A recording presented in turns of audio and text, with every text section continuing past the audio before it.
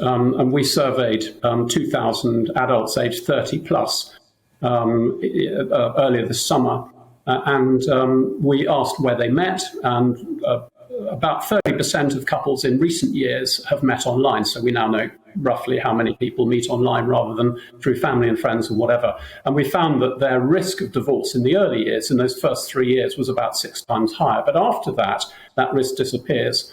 And I think there are probably a couple of reasons why that risk is higher. And I mean, we're talking relative risk here. So this is not about condemning people or whatever.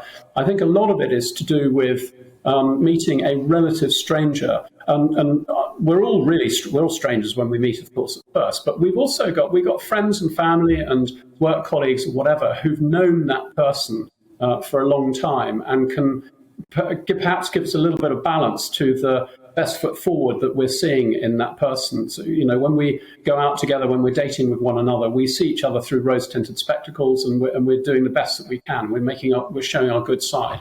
And you can get a bit of balance from the old, more traditional ways of doing that. So I think it does raise the risk a little bit. And it may well also be that people who are using long-term dating apps are looking for that reliable love, maybe even possibly a little bit too hard and going into it a little bit too quickly. But, this is on average. On average, couples who get married tend to do much better in the long run than those who don't marry. And people who meet through dating apps and through online methods, ultimately, if they can survive those early years, actually do no better, no worse than anybody else, whether you met through family or friends or through work or socially or whatever.